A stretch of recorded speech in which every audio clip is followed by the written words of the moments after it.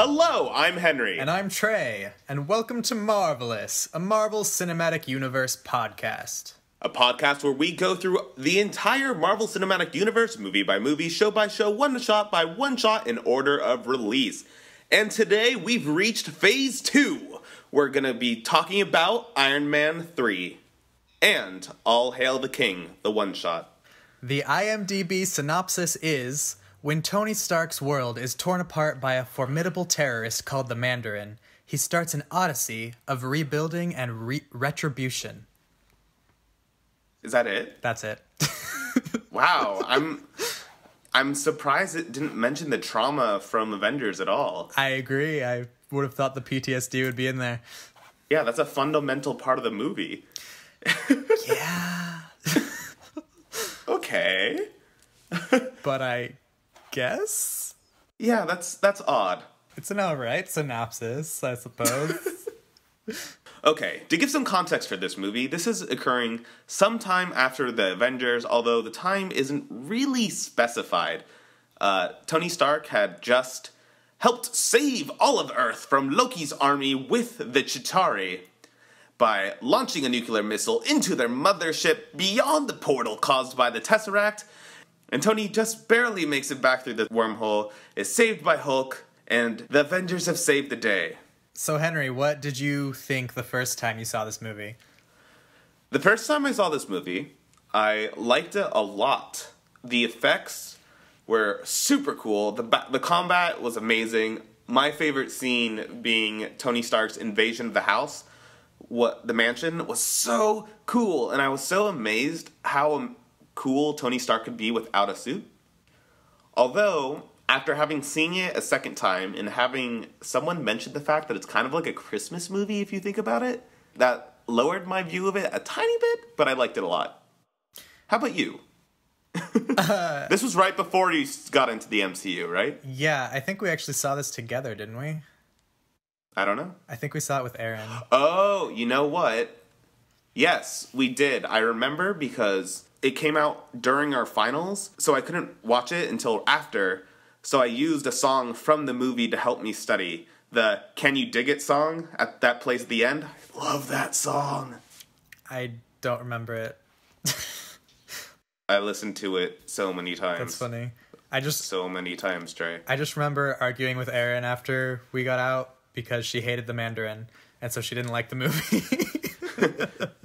To explain to our listeners, me, Trey, and our friend Aaron were a trio back in college, so we did a lot together. So a lot of these movies we probably saw together. Well, a few of them anyway. But to answer your question, I really liked it as well upon first watch. I mean, I had very low expectations because I wasn't into these movies yet, and Iron Man had never been a favorite of mine. But this movie, I was like, wow, that was good. I enjoyed it. What do you think now? I still like it a lot. Having just rewatched it, the flaws still really stick out a lot. But there are a lot of really high highs in this movie, even though there are some lows. Yeah, which is why the last time I watched this movie, I actually thought it was my favorite Iron Man movie of the trilogy, because it was the one that I enjoyed the most out of the three. And I still really like it. It's definitely not as good of a film as Iron Man 1 is, but I think there's more elements to it that I personally like more. Yeah.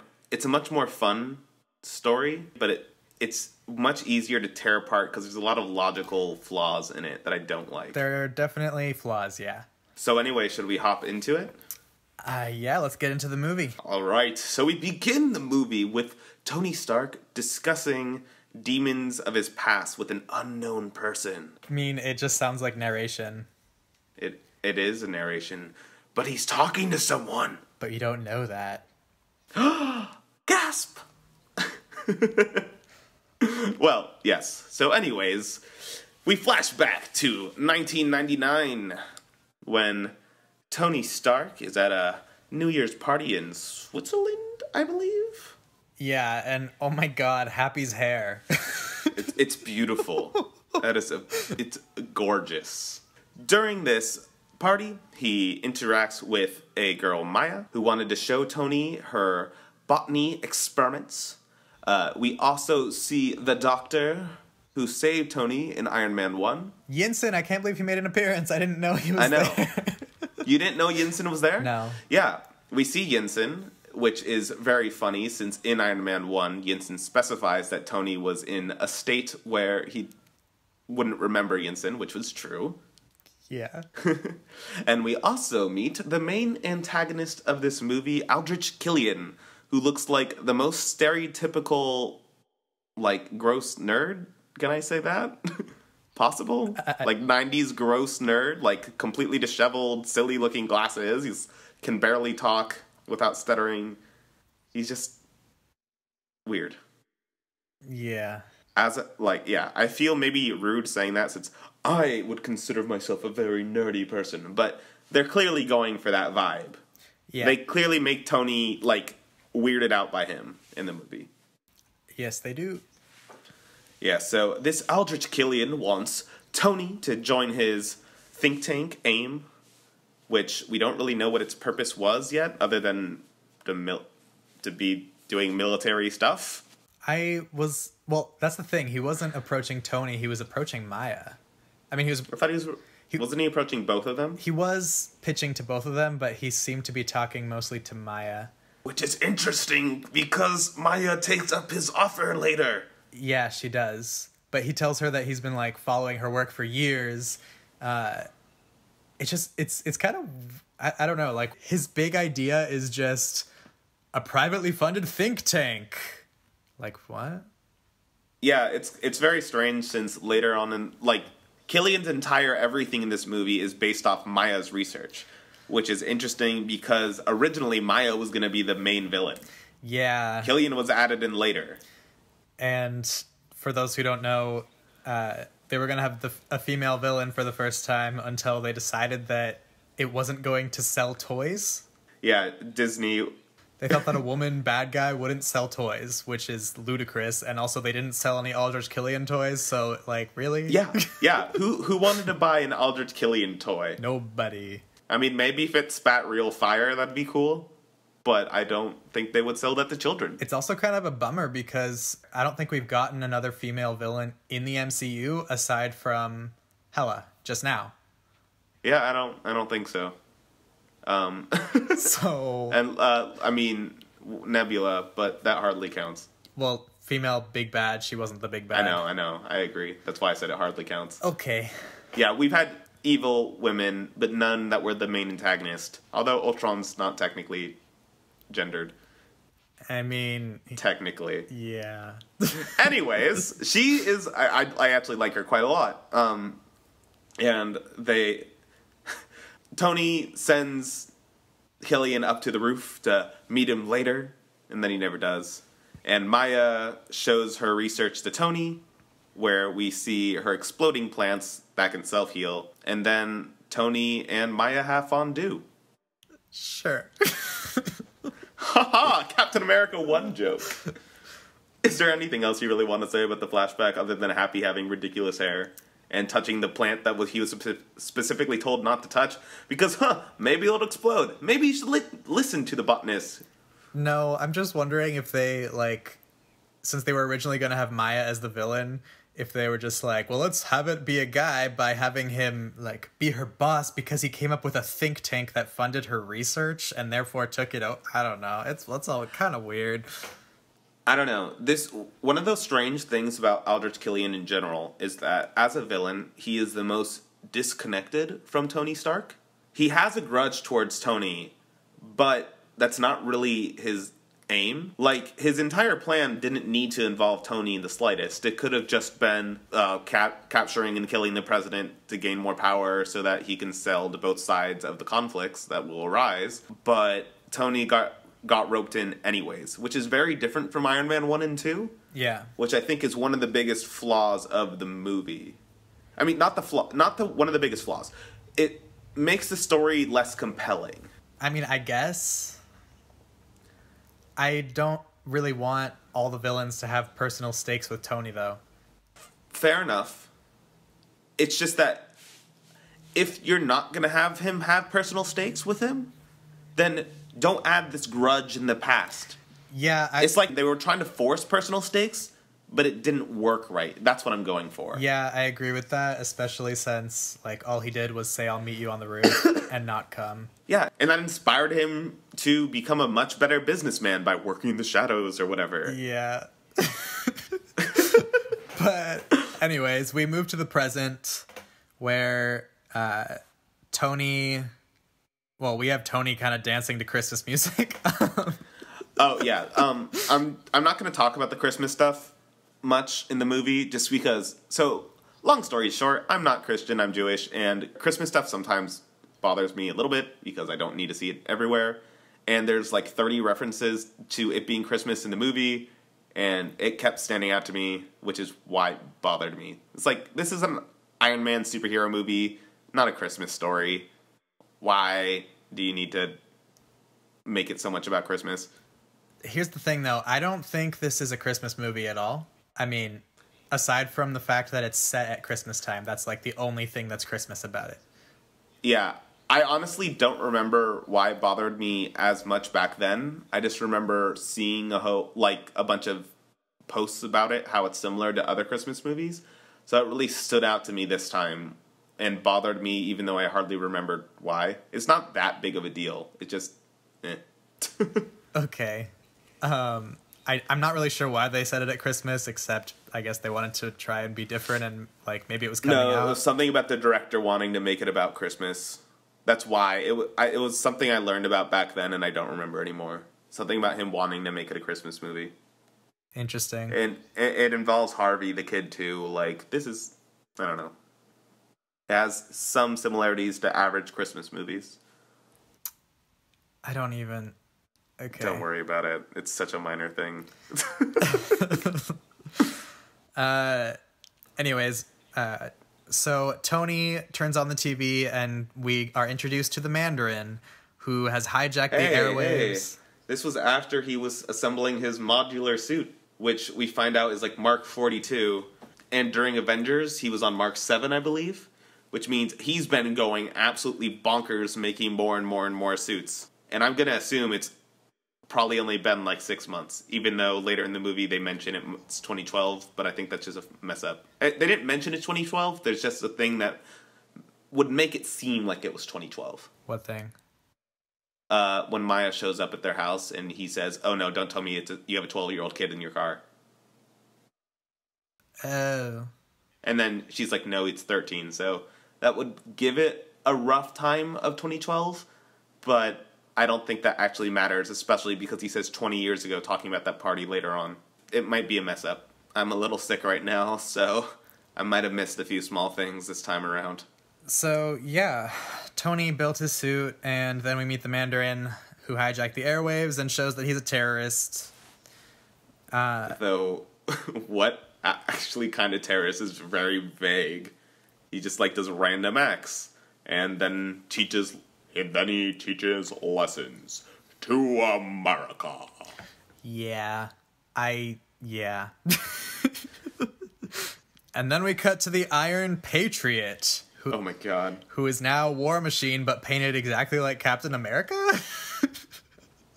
Kinda. I never thought about it like that. I just thought red, white, and blue, War Machine. This is the most America thing in the entire MCU. Seriously, though.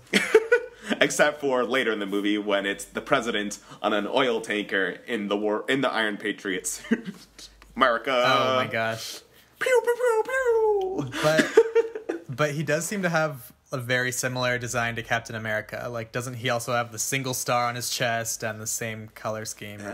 Yeah. Well, I mean, yes, they're both themed after America. Whoa, crazy, right? I know. It's just interesting. Yeah, I haven't made that jump before, but you're right. And after the press conference announcing it, they show a lot of news coverage making fun of it and and mocking the president's poor reactions to dealing with the Mandarin. And I enjoy that Bill Maher is one of the people they talk about the Iron Patriot. Who is that? He's a comedian, but just the way that he talked about it is so like how he normally would talk about these kinds of things in his show. So I found it funny. Cool. Yeah. So then we cut to Tony and Rhodey, who are talking about the 9 bombings that have happened so far from the Mandarin and how there's been no sign of the technology behind them. No bomb fragments left behind or anything like that. And then Tony basically has an anxiety attack for the first time when some kids come up to him and mention the wormhole from New York. Yeah, and one thing I really like about that is how he runs straight to his suit, and he's freaking out and trying to have the suit and Jarvis run analytics on him. And when he realizes he's having an anxiety attack, he's like, "What, me?" And it's really, from people that I know who suffer from anxiety attacks, I've been told they really appreciate this because it shows how these kinds of things can truly happen to absolutely anyone. Yeah.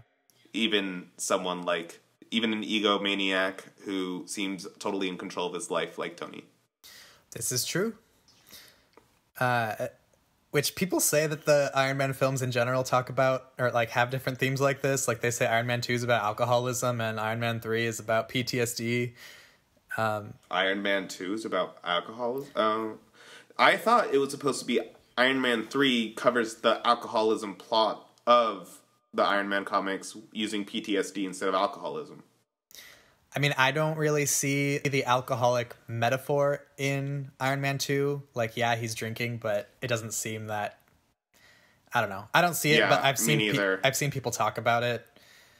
Which is strange. I've never seen that before. Yeah.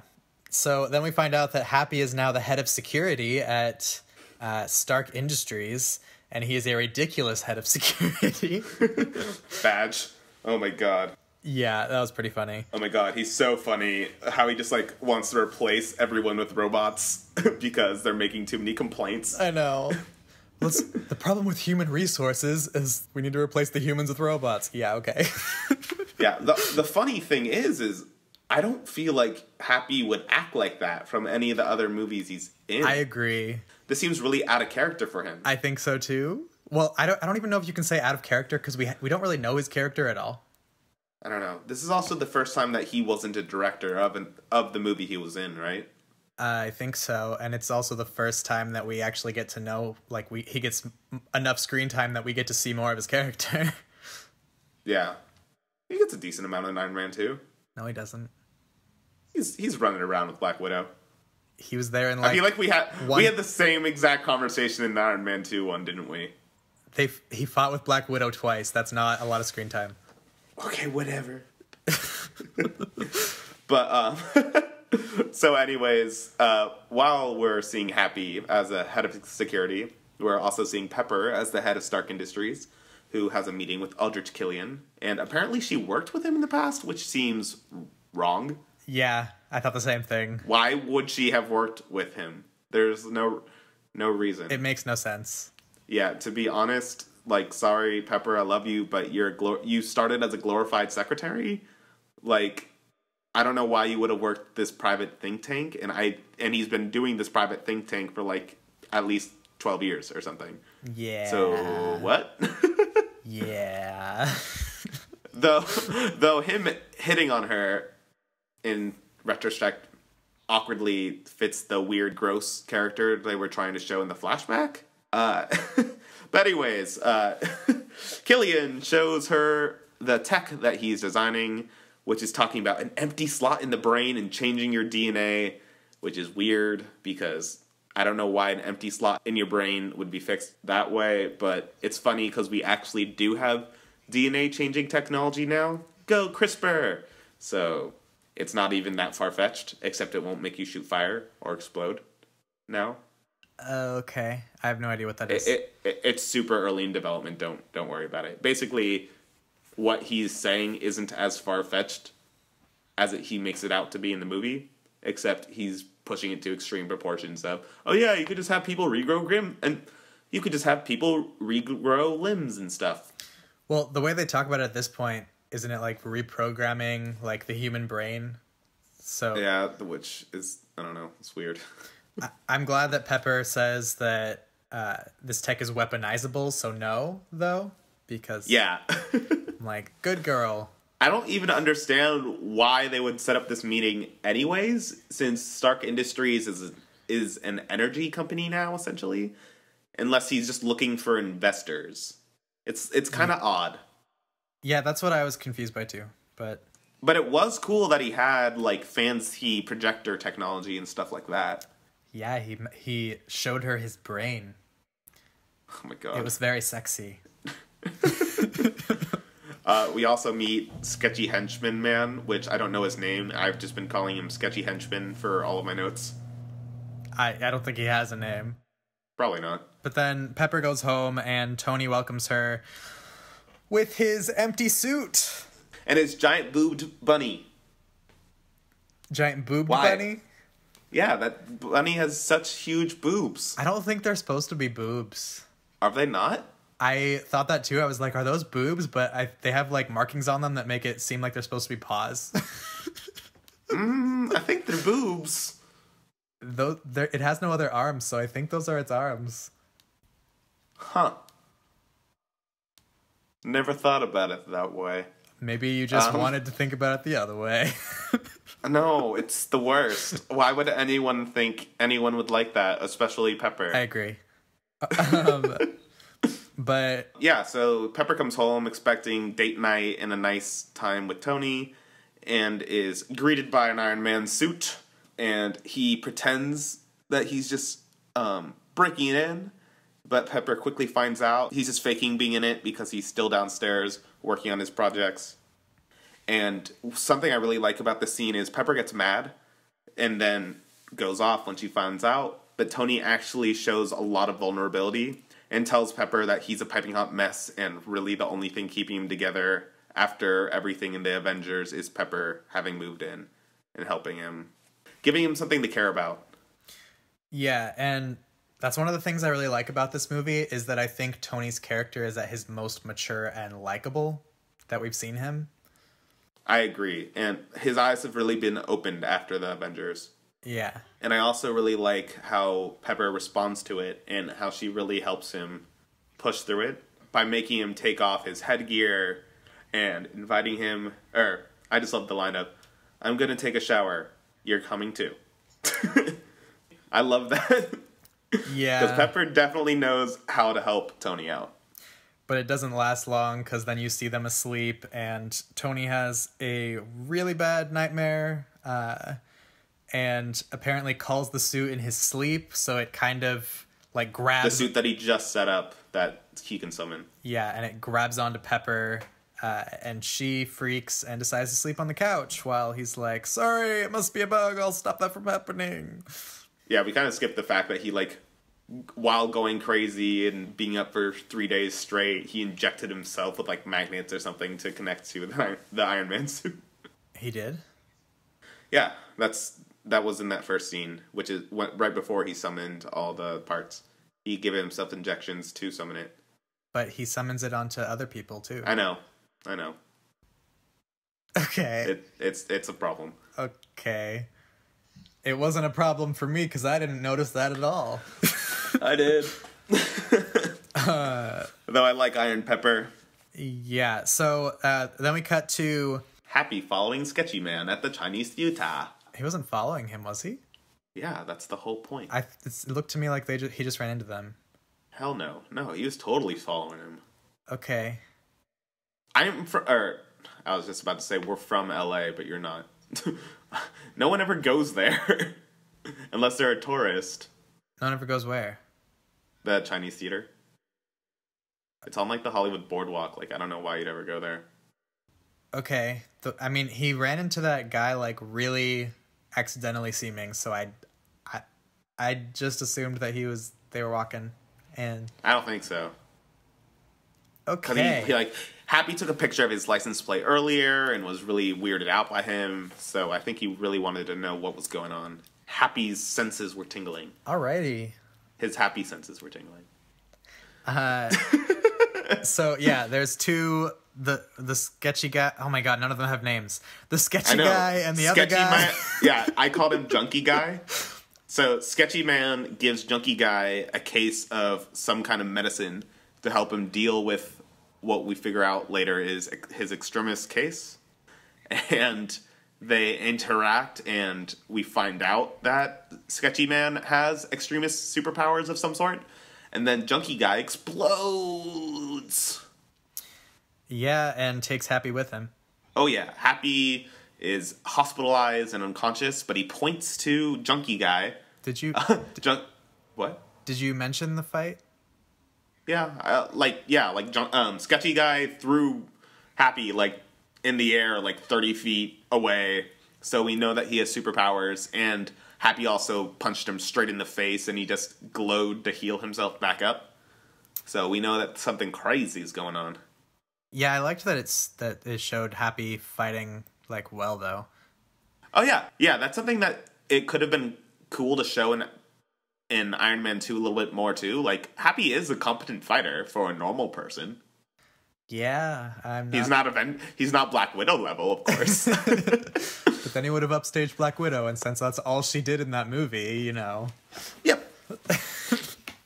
To be fair, all he did is like lob one huge punch, which isn't that impressive, and then the guy threw him in the air, so I guess. But anyways, Happy, barely conscious, points his finger towards the Junkie Guy's dog tags, I guess. That's how they discover what's going on later on. It's kind of weird. Yeah. So then Happy is like in the hospital, but we see the Mandarin taking credit for the explosion and threatening the president. And talking about fortune cookies. An American invention. Yeah, which this is how I learned that they were an American invention. I believe it is how I learned as well. And I've been to where they make fortune cookies in San Francisco. And they give you out the flat cookies without them being folded if you want.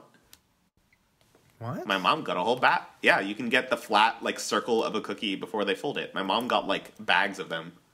Like baked? Yeah. That is weird. I didn't know you could do that. It is super weird. And then we see Happy in the hospital and Tony leaving and emotionally talking to the cameras.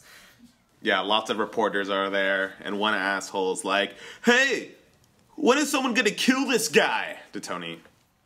And Tony basically tells the Mandarin, "You just died, pal," and gives him his home address. Yeah, because then the Mandarin would show up, and then he would kill him as Iron Man, I guess. This makes perfect sense. Also, you're Iron Man with a fancy super mansion. Everyone knows where you live.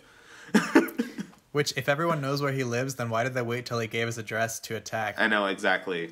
Unless they just took it as like, well, he just declared war, so... I think it's that, because he just declared war. Like, Iron Man wasn't getting himself involved. Now he was, so they're like, oh, fuck it, let's take him out. Yeah.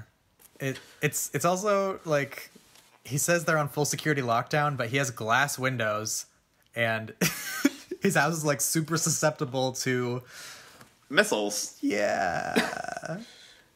Yeah. You'd think, I don't know, all those Iron Man suits he has in his basement might be guarding the house if they can be controlled autonomously. To be fair, Tony probably didn't want Pepper to know that he has 40 of them now.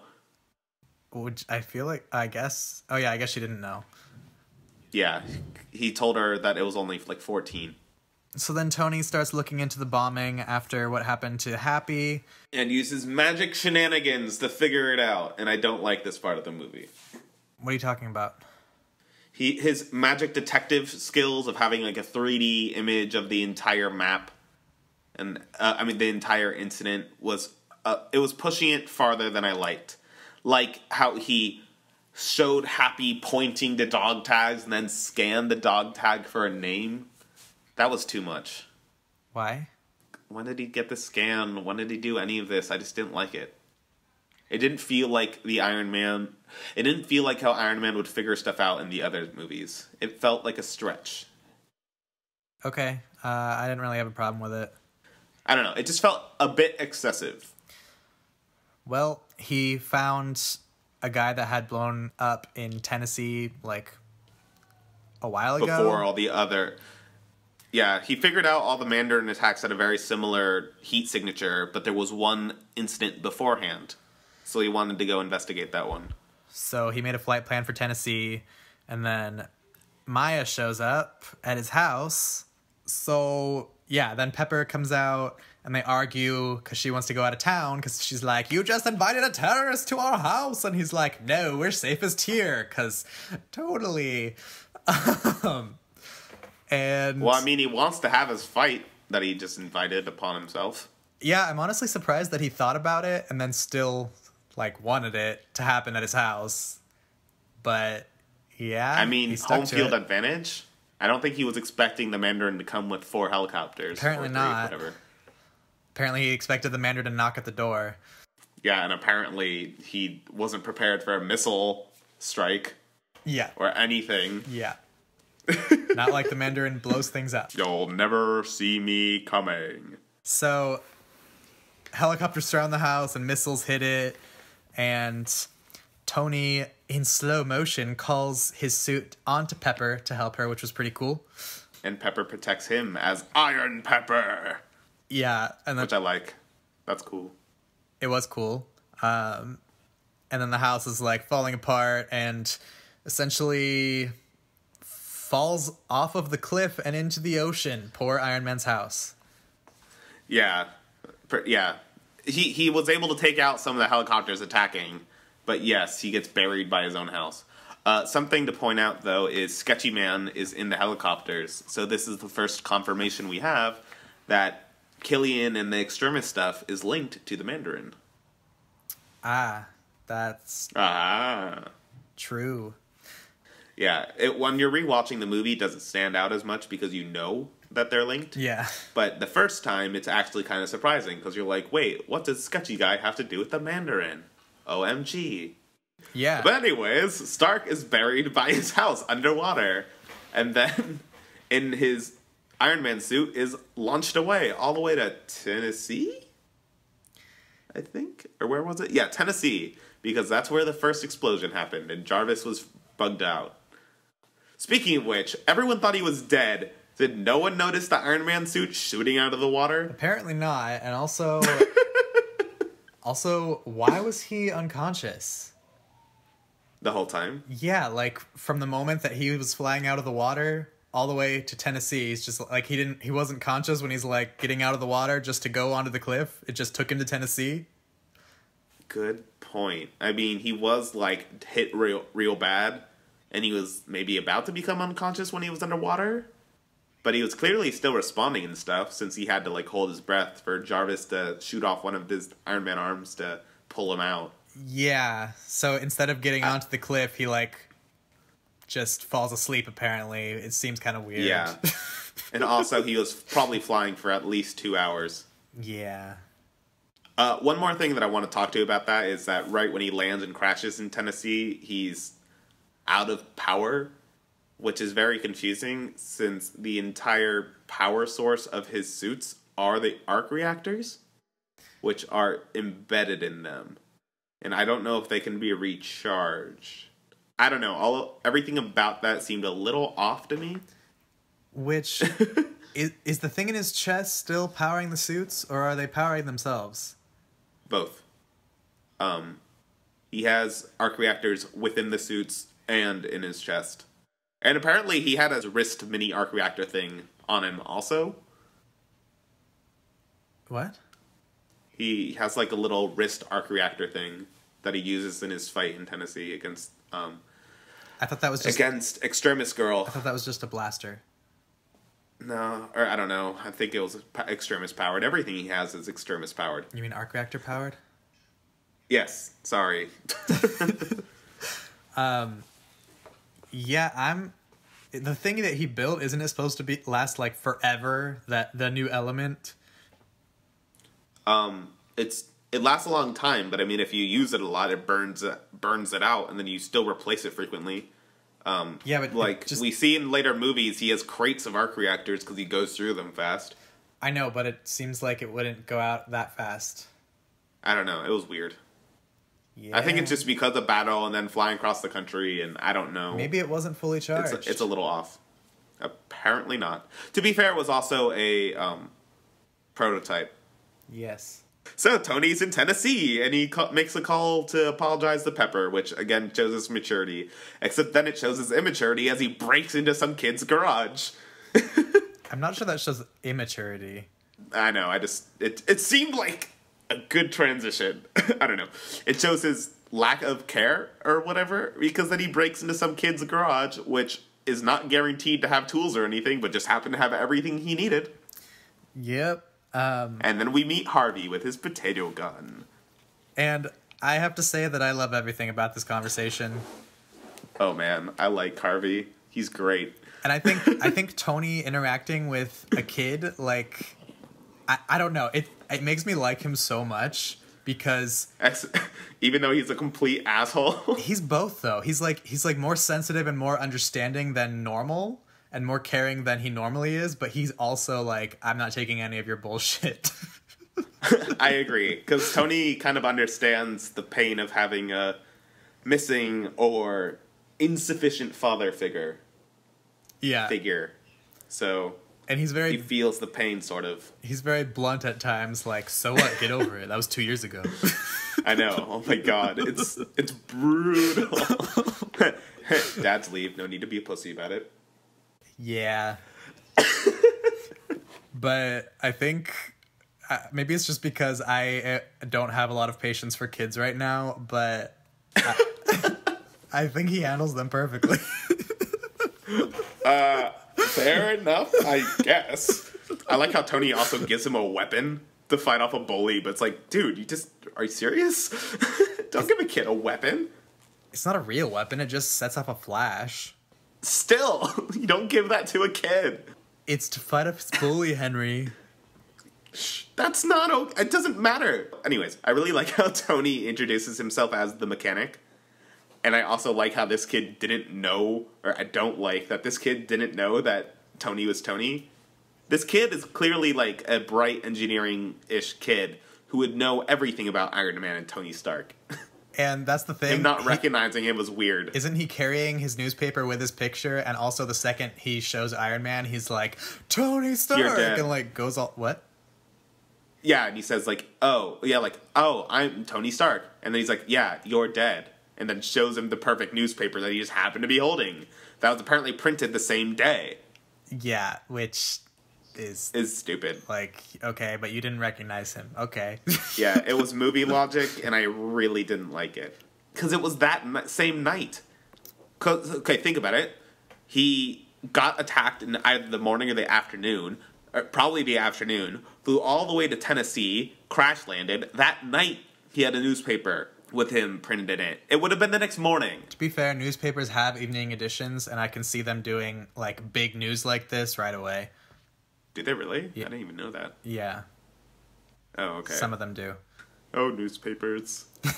Oh, what a time. Speaking of which, why would that kid even have a newspaper these days? He wouldn't, but I do. That was a big stretch. I do like the kid. Yeah. We do cut back to Maya telling Pepper that her boss works for the Mandarin, her boss Killian. And then we see Killian setting up a recording session with the Master, referring to the Mandarin. So now we have confirmation of all the connections being made. Yeah. Then we cut back to Tony, who has this limited edition Dora watch, which is fucking fabulous, if I do say so myself. Yep. Harley and Tony go to the bomb site and discover that even though 6 people died in the bombing, there's only 5 shadows on the walls. Gasp! Lee gasp. Yeah, and the explanation was something about their souls going to heaven or whatever, and the evil bomber not going to heaven. But what if the bomb was in between him and the road? Like, he was facing the road, so he wouldn't have had a shadow no matter what. Wouldn't his shadow still have gone onto the road? Not necessarily, I think. Also, if it went on the road, it'd be more likely to have gone away? I don't know. I didn't like the explanation, especially because some of the buildings were also straight up destroyed. So maybe it was on the section that was destroyed. Yeah. I don't know. It seemed off. Movie logic. So then they go to the bar where I guess his mom hangs out all the time. The guy who died's mom. and she just happens to be waiting for someone with a file about her son. How convenient. Oh my god. Yep, at the exact moment that Tony arrives. So that's not, like, weird at all. I mean, it made sense in a little bit because the mom was trying to meet up with an extremist girl person who I guess was holding her hostage in a way or something. But the extremist girl was walking out of the bar when Tony arrived? I don't really know what was going on. I don't think... Was that supposed to be the bar? Because I thought she was walking out of somewhere, but then he went into the bar and somehow she wasn't there yet, even though she seemed like she would have gotten there first. Yeah, I don't really know what was going on. I don't like this scene. I don't like the timing at all. I agree. It was really strangely handled. They just wanted to go back to the action. That girl also really bothers me because she just seems like the flattest villain ever. But... Oh, yeah, and then she, like, straight up murders, like, 3 people without any good reason. Yeah. That wasn't necessary. But Tony fights without a suit for the first time, which is cool. Not only did Tony fight without the suit, he fought with handcuffs on. And was, like, I mean, he was running, but he was still handling himself pretty well. Yeah. Which was neat. And it was cool how he used the extremist heat to break the handcuffs with her neck. That was kind of hardcore. Yep, Tony was kind of badass in this movie. Yeah, however, it's kind of weird how she walks really slowly through the fire, even though she's basically immune to it. And he blows her up by putting her dog tag in the microwave? The dog tag in the microwave just caused an explosion, because you can't put metal in the microwave, and that set off the gas that he turned on. Oh, it set off gas? Yeah, he set up, and he opened a gas faucet of some sort. Okay. And then the microwave explosion exploded that, and that was enough to deal with her, I guess.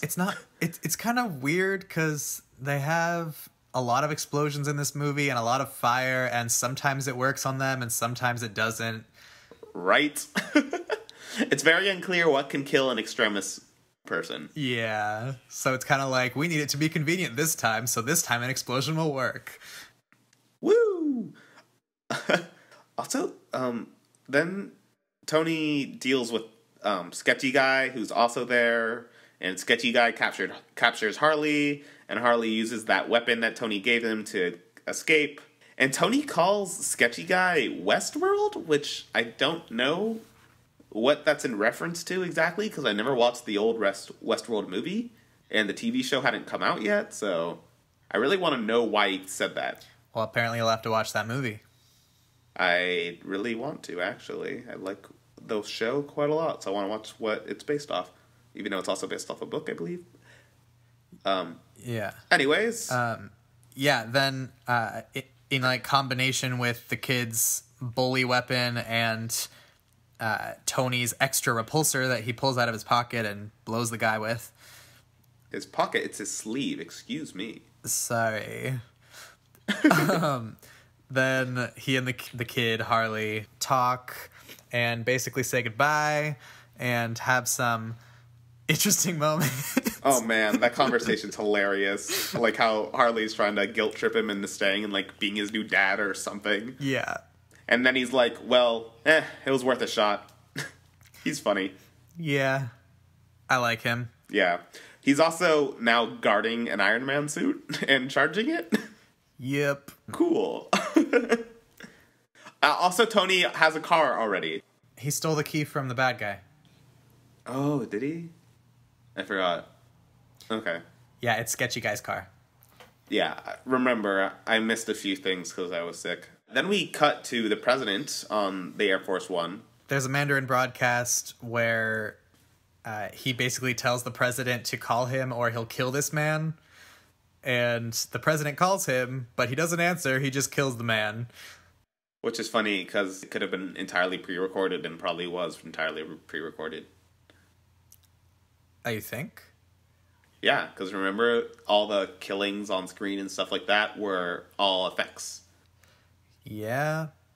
The common people seeing those commercials don't need to know the president called them or not. As long as they think the president called, that's enough. Here I was thinking that, like, maybe they didn't expect him to actually call, So they just wanted an excuse to kill the man, and that like was kind of awkward. No, that was the lesson. What the heck was the lesson? The lesson was that like you can't control things. I need to rewatch that whole broadcast to remember the details. It was kind of strange. It didn't make any sense to me. Yeah, but they traced the broadcast, and then Iron Patriot's running around the world trying to figure out what's going on. And Tony calls him right when he's pointing his gun at hostages, which... Did you notice that he was, like, talking to his hand like it was the phone? Yeah, it was just... The whole thing was weird. Which, like, Tony's suit, you could just talk, so that was strange. I think he was just trying to, like, turn away from what was going on or something. I don't know. Really? Brody's awkward. I don't know. It was weird. All right. And Tony basically finds out that AIM did Rhodes' suit design, so he learns that AIM is behind it, and he gets Rhodey's login for ComSat, which was pretty funny. This seems like another weirdly convenient thing to have happened. Like, why would AIM have been involved? We haven't seen them do anything as far as weapons design, and then it never comes up again, other than giving an excuse for Tony to get a password into AIM servers, which also, why would War Machine have those passwords? Literally the only thing we've seen changed in the War Machine suit is a paint job. Although he clearly has more reliable weapons now since they're not using hammer tech, which I don't know. I don't know. This whole thing's strange. That's a good point. Though I do... Yeah, AIM's whole thing was biotech, not weapons tech. I do think it's funny, though, when Rhodes gives his password of War Machine Rocks, and the hostage laughs at him, and he points, like, his gun extends to point at him. That's funny, except for the fact that it's really weird and not okay that the Iron Patriot's, like, invading random places in Pakistan. Yep, I agree with that. But that's where they expect the Mandarin to be, right? They thought the Mandarin was there, but it was... I don't even remember what that place was. I know the second place he goes to is a sweatshop. Because it's kind of like, if someone's terrorizing the United States, are you not supposed to go get him? I don't know. I mean, you are and aren't. I just thought they'd act a little slower, since this is the government, not Iron Man, doing whatever Iron Man wants. Yeah, true. So, Iron Man is traveling up the coast. And on his way up the coast, he needs data that he can only access thanks to the login information that War Machine gave him. But he needs more bandwidth, so he goes to this news crew van, and the van guy loves Tony. Oh my God. Everything about him is based on Tony. His hairstyle, he has a tattoo. Not based off Tony, based off a doll of Tony he made. Which is weird. Why would he do that? Well, why don't you just use the picture? And it's everywhere. And why would you tattoo his face on your arm? I don't know. That guy was real creepy. It was really creepy. It's an example of people saying Marvel is too silly that I agree with. Like, this didn't need to be there. It was funny, but it was really off-putting and weird. I just wasn't sure if this was supposed to be, like, a gay fan. I don't think he was gay. I think he wanted to be Tony. He wasn't obsessed with getting Tony. He wanted to be Tony. I wasn't sure. I feel like it could have gone either way, because he was talking to his mom at the start, and something magical is happening. And that is true. I just figured it was Christmas time, and that's how someone from that area would act. Yeah. Oh my God, Mom, something magical is happening. Anyways, the news crews are covering a beauty pageant where Stan Lee is a judge, which is funny. So, first phase 2 cameo. Yeah. Yeah. He gives that girl 10 out of 10. How nice of him. I know. He's a very generous judge. Even though he has a really creepy expression on his face when he does so. Yeah, it is really creepy. But he is an old man at a beauty pageant, so I guess... Stanley's playing a pervy creeper judge? Okay. He was already Hugh Hefner. Is it really that much worse? Yes. Okay. Fair enough. Well, anyways, after this, they cut to Pepper and Maya in a hotel together talking about Killian and AIM. And then Killian pops in and kills a waiter like nothing and steals Pepper. Like, there's so much excess murder in this movie. Yeah. Why kill the waiter? Why not just break down the door? I don't know, man. Because he's clearly evil. That's how evil people work. Yeah, so Maya was trying to solve the extremis exploding problem by getting to Tony and having Tony help, since Tony drunkenly almost solved it during their meeting in 1999. But Killian doesn't care and just wants to force Tony to help them through capturing Pepper. Yeah, and then they also capture Rhodes. Which is cool. Also, I love how this scene when he invades the sweatshop, he's like, you're free, I guess, if you weren't before. Yeah. Or that's one of my highlights of just funniest Rhodes thing in the whole movie. But then one of the ladies in Sweatshop workers. Yeah. Yeah, was actually an extremis person undercover. Ooh, and she gets him. Yeah, and if AIM had done work on the Iron Patriot, you'd think they would have just hacked him.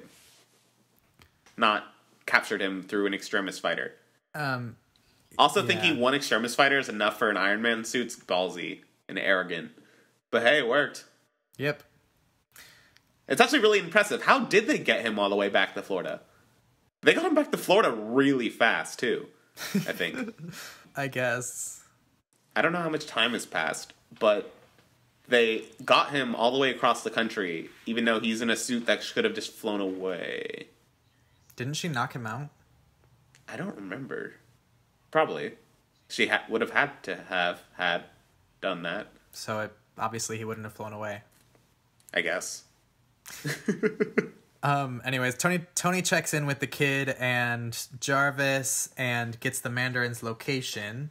And the suit, or Harley says the suit's not charging well. Or did Jarvis say that? Whatever. One of them said that. Harley said it, and then Jarvis said it is charging, just not very fast or something. And that sets off a panic attack for Tony. Panic attack number 3. We skipped the one at the bomb site in Tennessee. Yeah. I like that all of his panic attacks are set off by children asking about the wormhole. He should just avoid children. Yeah, though this one's actually set off just because, like, your suit's not charging, and he's like, oh my god, like, my lifeline. It was interesting how much, like, his suit was just everything to him, that the thought of it not charging was like, Exactly. But not only that Harley said, you're the mechanic, right? Why don't you just build something? I think that's my favorite line of the entire movie, to be honest. Because it really just goes back to the core of what Tony Stark is, and he's just a guy who builds stuff. And I think it's Tony's favorite line, too, because the second he says, why don't you just build something, Tony, like, stands up completely calm, like, panic attack over. He's like, okay. Hey, it works so well. And then he just goes to, for one, wouldn't this evil organization and wouldn't news networks have picked up on Tony Stark's credit cards being used? Are they tracking his credit cards? I think they should be. This random guy is walking through a Home Depot or whatever, buying cartloads of stuff. I think someone would notice. Yeah, I don't know. But anyways, he assembles an entire arsenal of gadgets on the go, which I think is awesome. It was really cool. And then he goes, oh my god. And then he goes and attacks the Mandarin's mansion with no suit and just all of these little gadgets that he built himself. And it was amazing. Epic. It's so cool. The coolest scene in this movie has no Iron Man suit, and I don't understand. It's incredible. It's really good. Oh my god. Though he murders a lot of people, but it's still really good. Yeah. I don't know. It's a tad excessive for Marvel, but it's Marvel, so they're okay with killing. And then But it's so cool! I love how he just uses nail guns and electric things, and it's... Yeah. I'm done. It was cool. You can go on. You done fanboying? I love this scene! Ah! I loved it. To be honest, it's like more impressive than his Iron Man suits, which is odd. Yeah, that's what I'm saying. It's the coolest scene in this movie. And the scene with the coolest Iron Man stuff. And I think the point is, like, his whole I am Iron Man thing is that his brain is the coolest part about him, and it is what makes him him. Exactly. But so he gets into the mansion and he finally finds the Mandarin. Yeah, he finds the Mandarin, he confronts him and finds out that it's just an actor An actor. named Trevor. I love Trevor. My name's Trevor Slattery. He's hilarious. Although, so comic fans hated this because they viewed this as them ruining one of the greatest Iron Man villains. But as someone who hasn't read the comics, I thought this was hilarious. Same. Trevor Slattery is absolutely hilarious. Yeah, I mean, I definitely understand why that would be an issue if you know about this person in the comics. Though even Erin, our friend Erin, who watched this with us, she hasn't read the comics, and she was like, that was the stupidest twist ever. I thought he was going to be this epic bad guy, and he was just that. Yeah.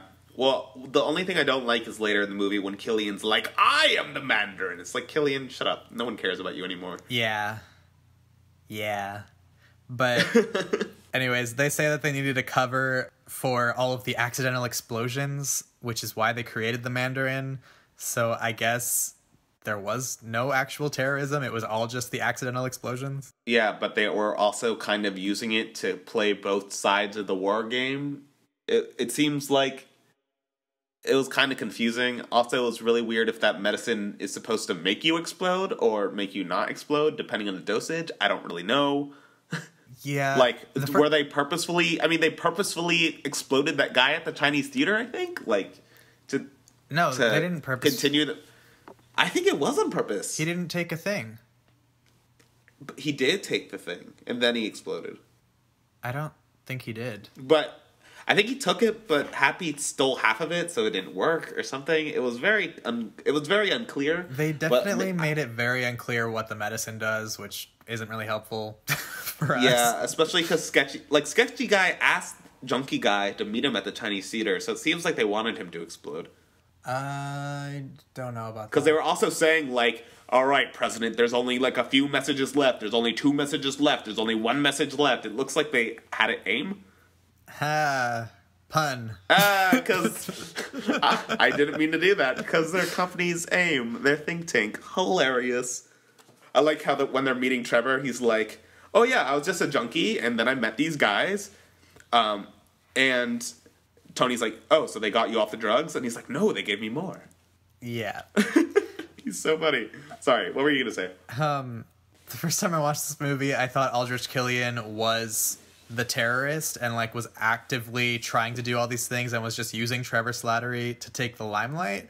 But this time watching it, I realized that they just say that it's a cover for the explosions happening, so it seems like there's not actually terrorism happening aside from kidnapping the president at the end and trying to fix that. I think it was accidental, and then they started aiming it on purpose, like with the Chinese theater. I don't know if that was on purpose, because I could see them just wanting to trade in a public touristy location.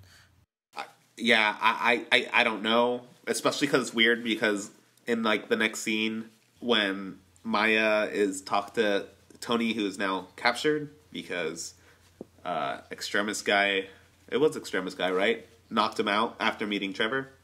Yeah, it was Extremis Guy, or Sketchy Guy.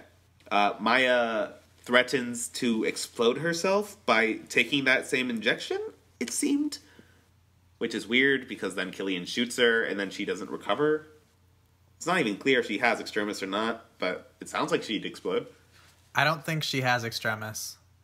Then why was she threatening herself with the Extremis cure thing? No, she said that if a dose this high would kill anyone, half of this much would kill anyone. I mean, Extremis appeared to kill people slowly, so it still seemed like it's stupid. It didn't make sense. I think I hate how quickly they kill off Maya for like seemingly no reason, just to make Killian seem more menacing. the point was that high of a dose, like it wouldn't be like, is the dose gonna set or kill this person and work slowly? It's just like way too much, you die. But I do agree that killing her was weird, because she's like, what are you gonna do without me? Like, you need me. I am what stops you all from exploding and all this stuff. And he's just like, boom. Like, I have Tony. Weren't you saying he's the cure? but he doesn't have Tony yet. Whatever. I know. It's dumb. but I guess Killian thought it was okay because now he had Tony, who now had the gift of desperation, since now that Killian has captured Pepper and injected her with Extremis, Tony had no choice but to solve it for him to save Pepper. Yeah, even though he doesn't solve it for him. But Tony escapes. Well, not that fast, but pretty fast. yeah, so we cut to Rhodes, and Killian comes in to try and extract him from his armor, and he ends up heating up the armor to get Rhodes out. Yeah, well, Sketchy Guy was working on it first, and they make it very apparent that Sketchy Guy is apparently a good mechanic and stuff. I don't really know. It's weird. Also, I like how they captured him by just tying him up. Yeah, and he says that he'll have the West's most powerful leader in one hand and the most feared terrorist in the other, and he'll own the war on terror. Which, I'm really confused what the point of this... Like, he says this will create supply and demand, so I guess he's just creating this war just to sell his product? Yeah, I mean, if he controls the president and he controls the world's scariest terrorist, he can supply the U.S. Army to attack the terrorist that's also supplied with his weapons so that he'll always have a bigger supply. I guess he does make weapons. I don't really know the specifics. I thought the weapon was the Extremis. I know. I was really confused. I don't even know, man. I think he's trying to sell the Extremis, but it just seems... I don't know. That's a lot. It seems very clear that it would be him anyways. What? If he was the only one that has the Extremis, if he's selling it to both sides, it's pretty clear who's selling it to the Mandarin. Oh, yeah. But it's also just really ridiculous motivation. Like, okay, I guess for money or... No, I think that's pretty reasonable, actually. Okay. It's weird in this movie how they introduce it, but I feel like that's actually a common evil plan. Of, I'll control both sides, and I'll really be the master of everything, and everyone will come to me for help. Muhahaha. Yeah. That's kind of what Obadiah was doing in Iron Man 1. I thought Obadiah was flat, though. Fair enough. I like Obadiah. I think money as a motivation is a very flat motivation. I agree, though he would have money and power, since the vice president who will become the president will be his pawn. Except for the fact that that guy would be in office for a maximum of, 13 years? Or, not 13, 11? 8? Or so. I'm pretty sure if you're a vice president who becomes president, you can still run 2 more times, but I'm not positive. Right. Yeah. But there's also no guarantee that he'll stay in that long, and I don't think it would be a wise decision to expect him to stay in that long. Yep. But we see Tony threatening the terrorists, which is just frigging hilarious. You mean the guards? Yeah, because he just keeps shouting, like, you're gonna regret that now! Now! And then, like... Just because he's trying to distract him while the modular suit arrives. Well, because he keeps thinking that it's gonna arrive, but it hasn't arrived yet. Well, he does that the first time to summon the suit. And then he's like, 3, 2, 1... I like how the guards are really frustrated. It's like, how did we get this shit? I know. And the guy he asked for, how far is Tennessee from here? Like, gives him an exact distance. He's like, oh yeah, I'm good like that. I like those guards.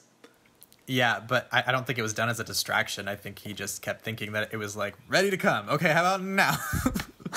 Yeah.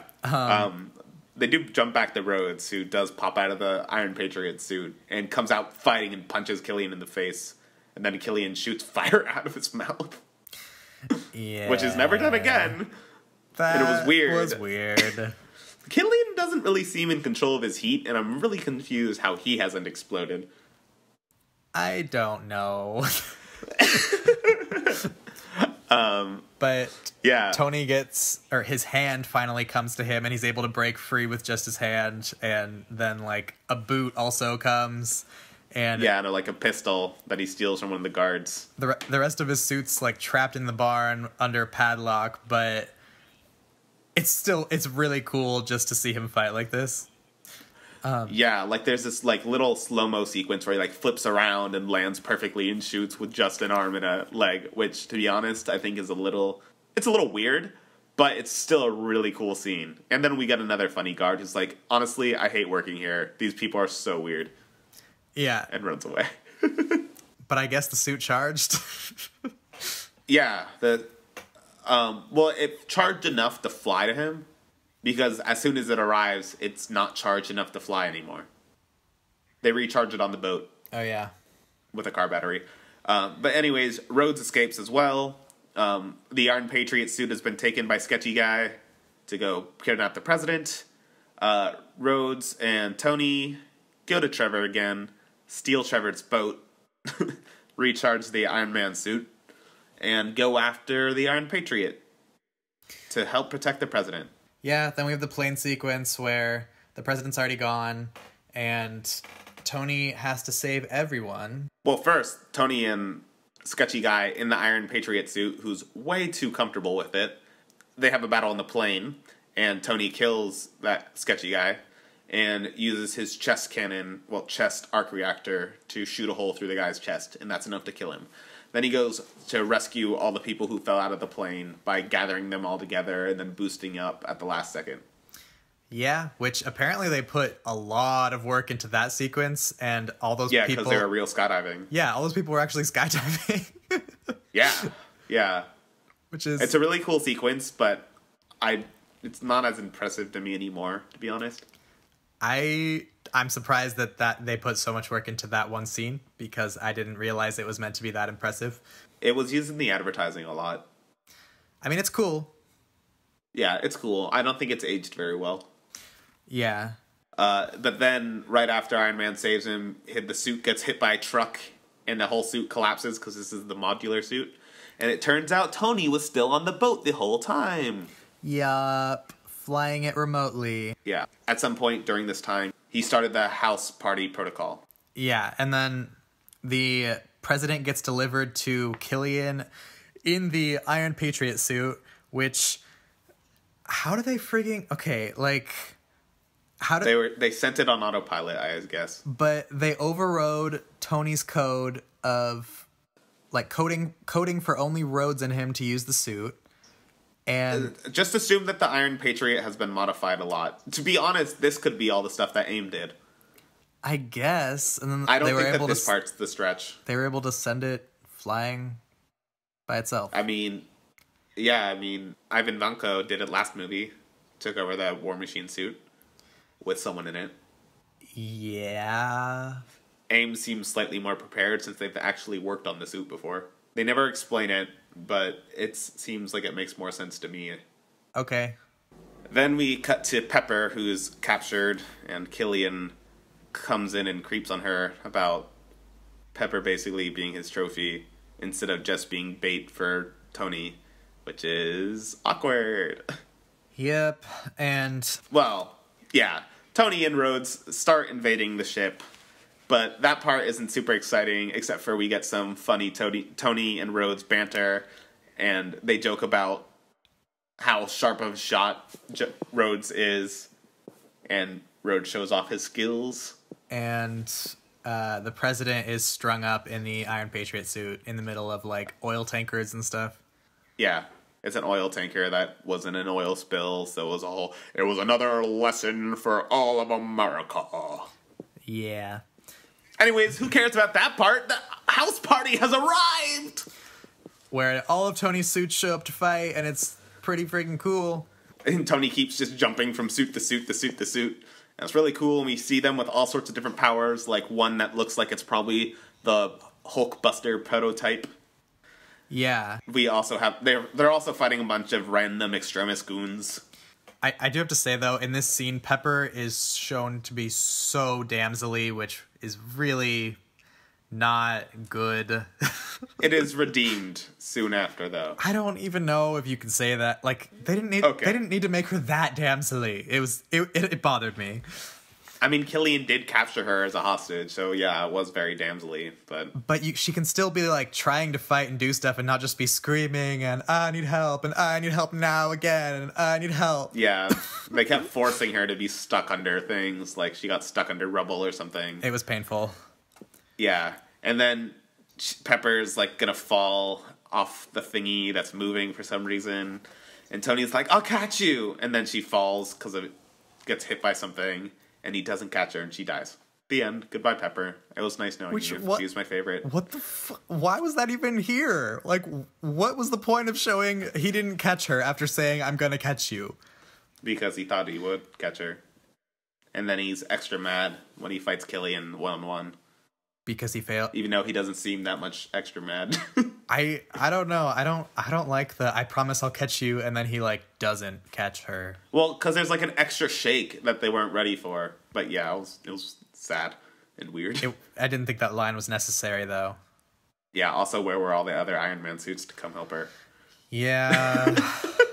I do think the constantly ejecting from his suits because Killian keeps destroying them and, like, jumping into the different suits, though, is a great climax to his trilogy. Yeah, there's, like, 3 different suits he uses in that battle. I like how Killian chops through the arm of a suit, and right before he does, Tony ejects his arm from it. And stuff like that. Yeah. That was really cool. It's a nice finale to, like, just have all of his suits be used and be switching between them. Yeah. This is one thing I want to say about Iron Man 3. As I don't want to say too much about later movies, because that's not what we do here, but as far as the 3 trilogies we've had completed now, Iron Man has the best end of a trilogy and feels like it's really the end of a trilogy and really celebrates all of them the most, especially in the end credits, which I'll talk about a little bit later. And I like how Mark 42 slowly shows up for the house party late, and it crashes first, which is funny, and then Tony summons it onto Killian, and it makes it self-destruct to kill him, which is kind of hardcore. Yeah, it was really cool. I loved it. Except it didn't work. Yeah, that's a pretty sweet way to kill a villain, except it failed. Okay, and there's really no good reason why it failed. Like, he didn't need to be alive after this, except that to make so he can yell, "I'm the Mandarin," and for Pepper to be the one that beats him. Which, yes, yeah. I want Pepper to be good at woman power stuff, but this was just a weird way to do it. Well, it's okay, because now Pepper has the Extremis, so she has superpowers, and she's good, and she's now the newest member of the Avengers, right? Right, Trey? Isn't that what happens? No. Oh. Yeah, Killian says, "I'm the Mandarin." Then Pepper hits him with a giant pipe, and then Pepper jumps up and grabs the repulsor arm of an Iron Man suit that's trying to attack her because he has the Extremis heat signature, and shoots him and kills him. She doesn't only grab it, she destroys the whole suit, which was pretty cool, and then she grabs the arm. Yeah, that was awesome. And then she's like, wow, that was really violent. Who's the hot mess now? Yeah, and then she also kicks a bomb into him to explode him. Oh yeah, I forgot about that. Yeah, it's one of, like, the Iron Man missiles or something. That's so great. So here's the thing. If they kept Pepper's Extremis powers and, like, actually made her have powers and, I don't know, made it have a point aside from this tiny little thing, I feel like it would be okay. But they infected her only to have this little scene. Yeah, and then Tony got Pepper sorted out, which, to be honest, it seems like they fixed the bugs of the Extremis, not removed it. Because if you could remove Extremis, then you just cured all all missing limbs. You infect someone with Extremis, let their limb grow back, and then remove it from them. Done. Yeah, well, not even that, but if he said, okay, before we get to that part, I do also want to mention that Rhodes does get a chance to be cool in this part as well, because he's the one that rescues the president. He saves the president. Yeah. Yeah, that is cool. Though after he flies away with the president, he doesn't come back, which is odd. I guess. But yeah, so they lead into Tony's fix of Pepper with, like, I almost had this figured out 13 years ago when I was drunk, which is true, and if that was, like, really their lead-in, it seems like he would be fixing the instabilities like he was trying to do when he was drunk, so Pepper would still be able to heal herself, at the very least. Yeah, and have super strength, probably. Yeah, so, but instead he just removes Extremis entirely, apparently, and... I don't know. This is something that I think they purposefully left open-ended in Iron Man 3, and then never did anything with it again, which is a bummer, since it's really interesting. Yeah, though we also don't get Pepper showing up ever again except a tiny blip at some point.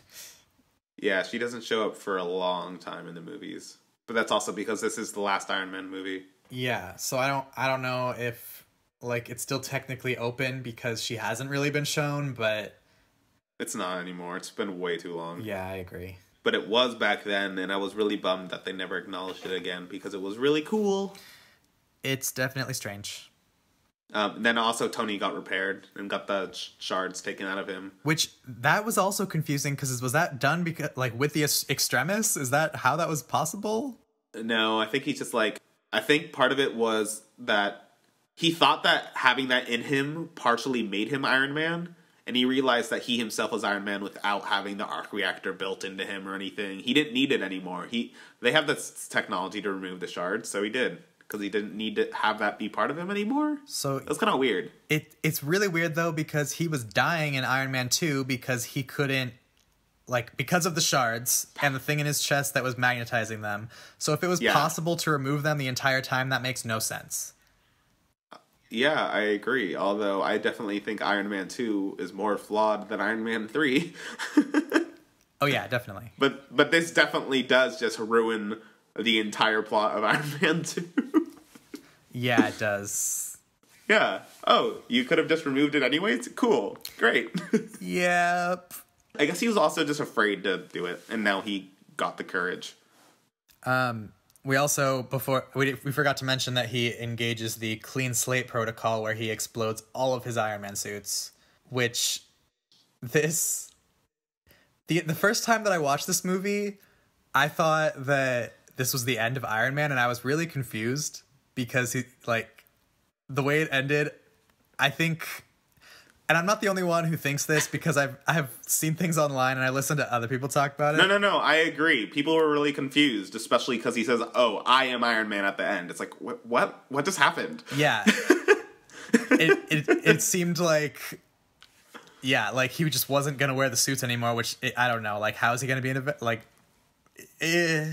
But watching it now, this time with my future lens, I realize it makes way more sense. Yeah, it's a lot more understandable how, like, he says he's just going to trim down the distractions. Like, he's not letting it control his life anymore. He's getting past his PTSD, and he realizes that he's Iron Man's suit, and Iron Man, not just the suits.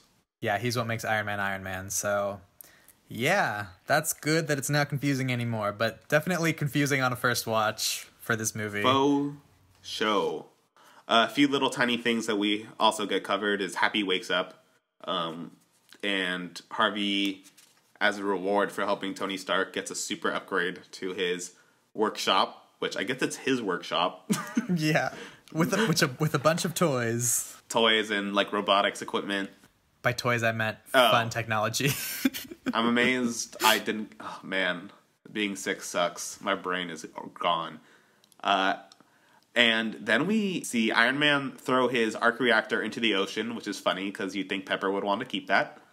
Yeah, I guess he's never wearing one after this point then. Oh yeah, he doesn't have it embedded in him, but he has them like on him, like his wrist thing. He has gadgets on him at all times. Right, but the thing in his chest is gone. Yeah, he no longer has a thing in his chest. And then we get the narration over the end of the movie saying that the armor was never a distraction, it was a cocoon, and he's now a beautiful butterfly. He doesn't say that. The most beautiful butterfly. Iron Butterfly. Oh, I'm so excited for that trilogy. No, but he says he's a changed man now, and they can take his house, his tricks, and his toys, but one thing that they can't take away, I am Iron Man. Then they play awesome music and have his montage credit sequence, which celebrates all three films, which I think is wonderfully done, really shows off the vibe of Iron Man. The vibe as in, like, just how cool and spunky, I don't know if that's the right word for it is. Kind of reminds me of classic James Bond also. And it just feels like such a celebration and grand finale for the end of the Iron Man trilogy. And I love it a lot. Not to go into spoilers for Captain America Civil War or Thor Ragnarok, but Captain America didn't really get the end of his trilogy focused entirely on him, so his movie didn't really end in a grand celebration like Iron Man 3 and kind of the same for Thor. I really enjoy that Iron Man 3's finale is all about Iron Man and all about the trilogy, and I like it a lot.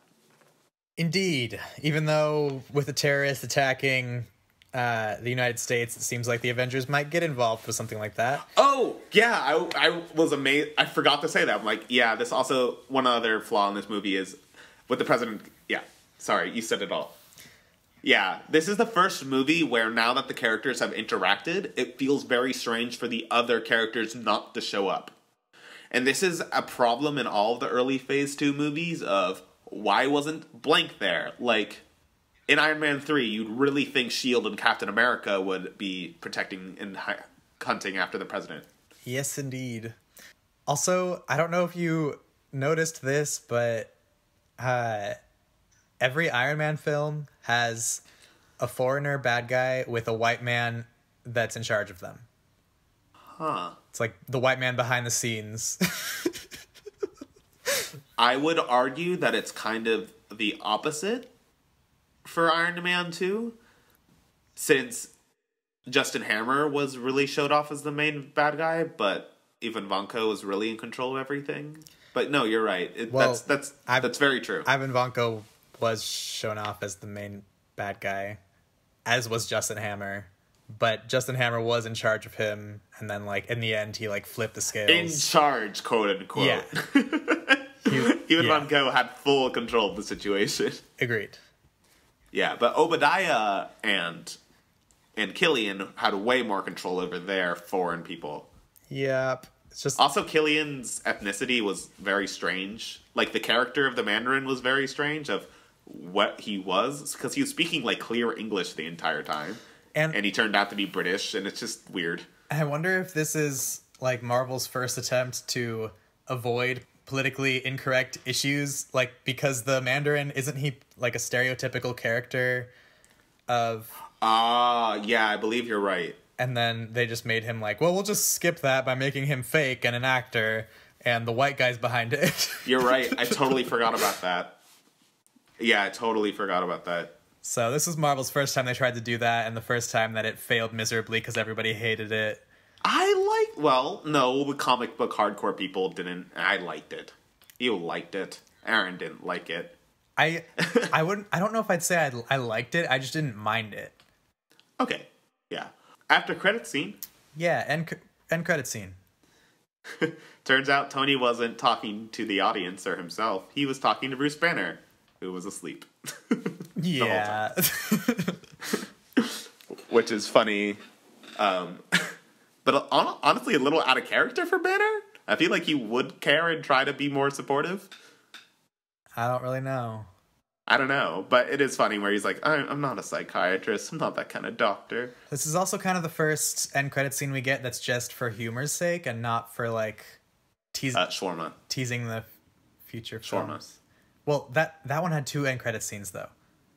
Oh, yeah, sorry. You are right. But also, this is when I feel like it's confusing at this point because they introduced two end credits scene with the last movie, and then they go back to 1 at this one, and it seems to kind of flip-flop because they haven't figured out what their number is. Yeah. Iron Man 3 kind of reminds me of Ant-Man, how it kind of feels like Ant-Man is considered Phase 2. Iron Man 3 is considered Phase 2, but it feels more like the epilogue of Phase 1. Yeah, that seems right. Yeah, after Iron Man 3, the tone shifts a lot, like dramatically, for the rest of the Phase 2 films. Does it? I think so, especially starting at Winter Soldier. But that's after Thor.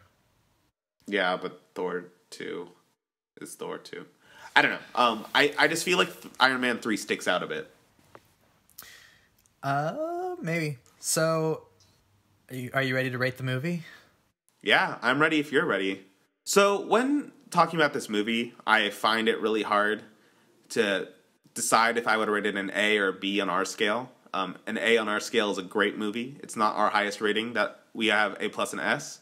Or B, which is a good solid film, but nothing exceptional.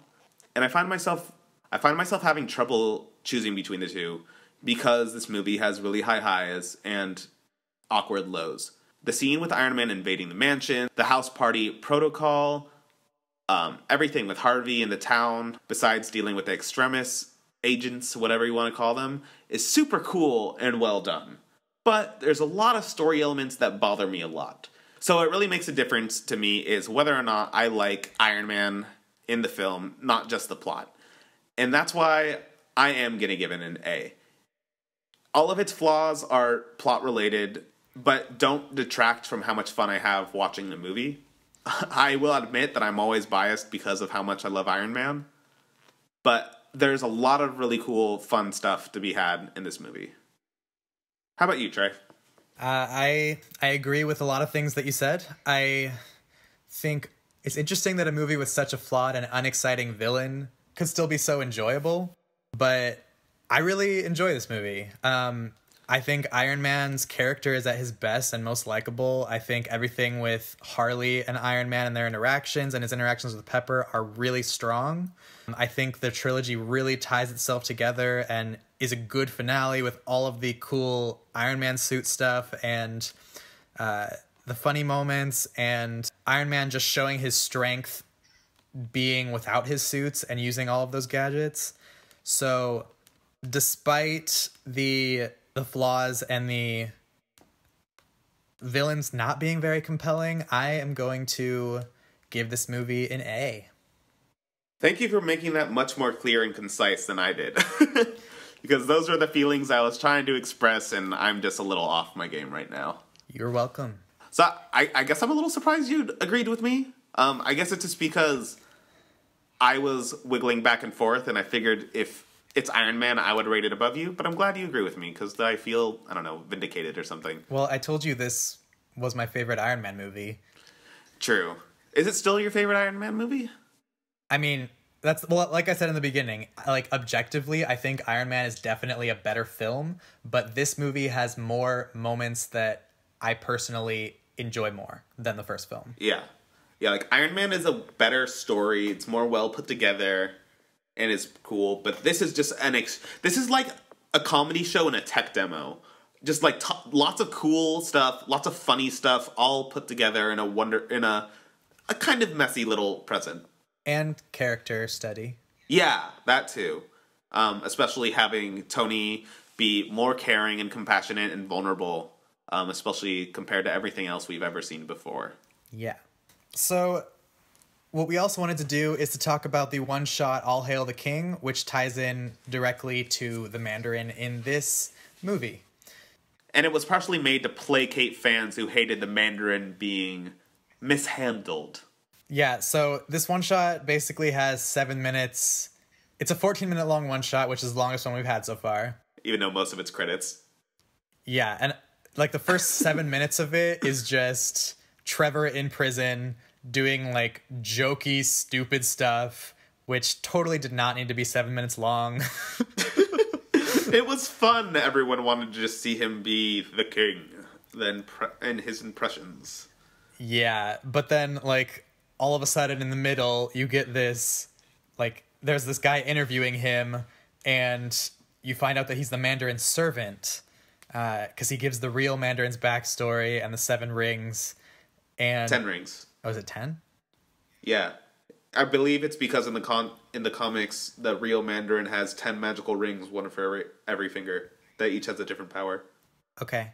So this guy talks about all the cool things that the Mandarin would be, if he was the bad guy.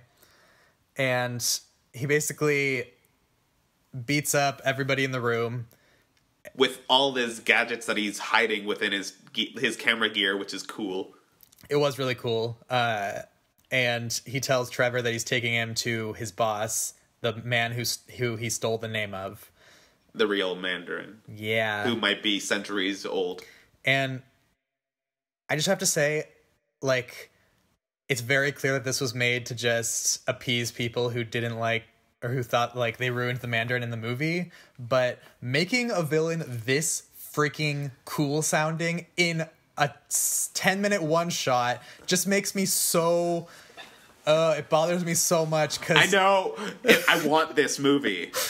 I mean, I I desperately want Iron Man 4, but I also want to see this Mandarin so bad. Yeah, if you're going to tease a character this big, you need to deliver on him. I would rather not have this one shot at all if you're just going to be like, oh, see, the real Mandarin does exist. Okay, bye. Never again mentioned. Yeah. Yeah, that's one of the things with Iron Man 3 is it holds no weight on the future instances in the MCU.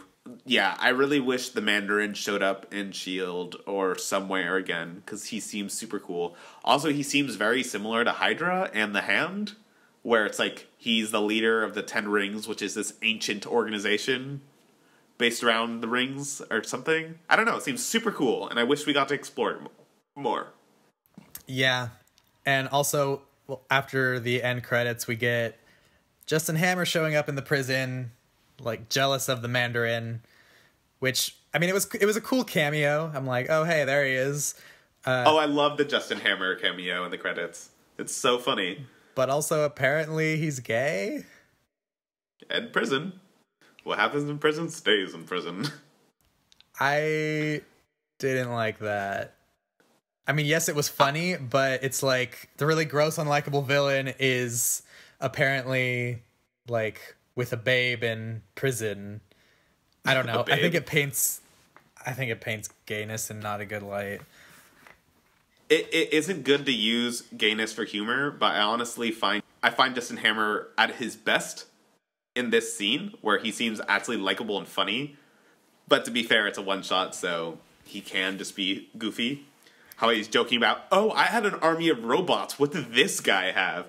Which, Justin, you didn't have an army of robots. I haven't had your army of robots. You didn't do anything.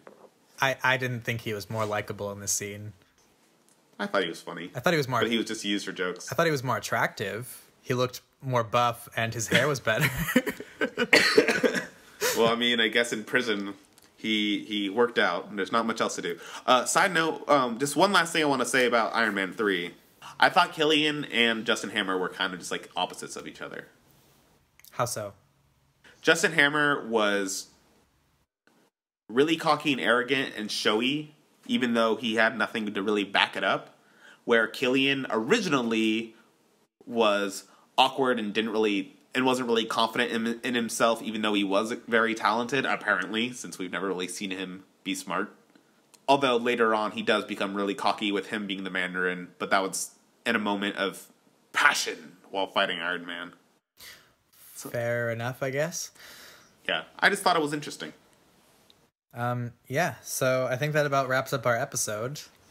I believe so. Trey, could you tell everyone how to find us? Yes, you can find us on Facebook and Twitter at Marvelous MCU. You can find us on Instagram at Marvelous MCU Podcast, and you can send us an email at marvelousmcupodcast@gmail.com. What did you think of Iron Man 3? Were you disappointed by the Mandarin, or do you like this movie as much as we did? Also, whether you're listening to us on iTunes or YouTube, wherever you listen to podcasts, please like, rate, leave a review. Anything like that would really help us grow. If you can spread this to anyone you know who loves Marvel, that would be a huge help to us. And next week, we'll be covering our first Marvel TV show with Agents of S.H.I.E.L.D. We'll be doing the one-shot Item 47 and the first 2 episodes. So thanks for tuning in, and we hope you'll tune in next time for Agents of S.H.I.E.L.D.